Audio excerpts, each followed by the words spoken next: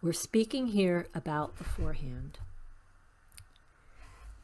The forehand, shoulders, withers, breast, neck, head. The head's in parentheses because really you have to be thinking about the section of the horse in front of the girth.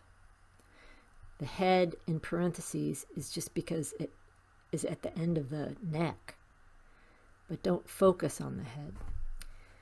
Correct training aims to perfect and make instant the displaceableness of the forehand. And for this to happen, the forehand must be united so that the head doesn't go one way and the shoulders go another or stay stuck on the ground, for example. The front end has to be united in order for it to be displaceable, and it must be displaceable for your horse to be rideable. The displacement of the forehand is activated by the natural aids. The forehand is, think of it as everything in front of the girth. There are two golden rules in riding, and those two golden rules are forward and straight.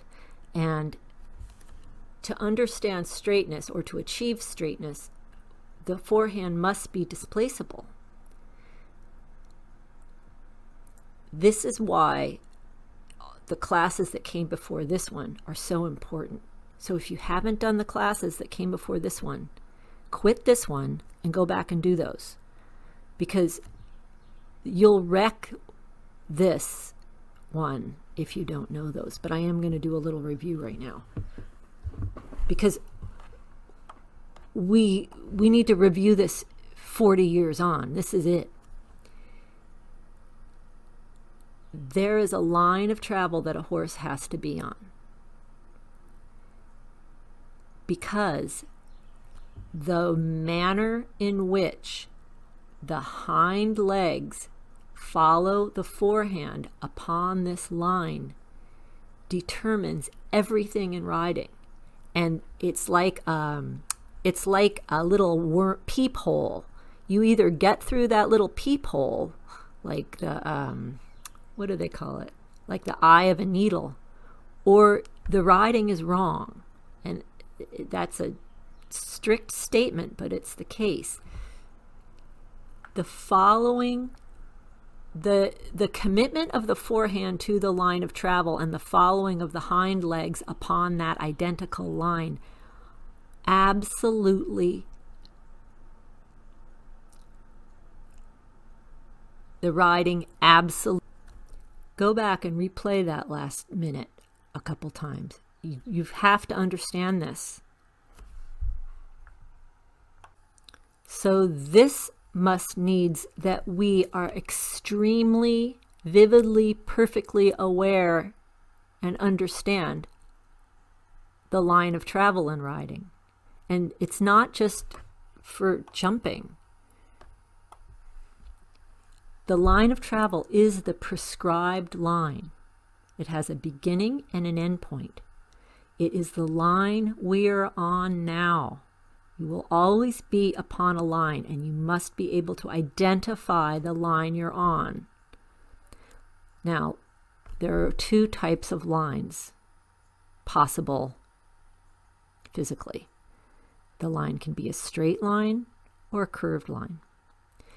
The well-trained horse's mission is to carry upon this prescribed and known line of travel. He shall not deviate from the line.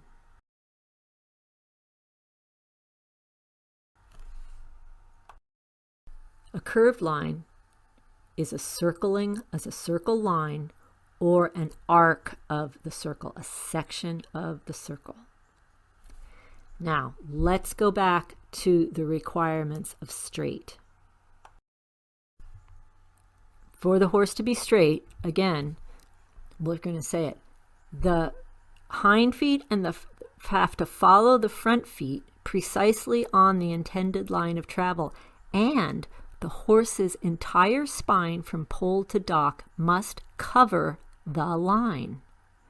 So the only way that we can make the spine of the horse cover a curving line is if we can, at will, completely and easily displace the forehand that is preceding the hindquarters on this curving line as we're going. You see this? Replay this several times.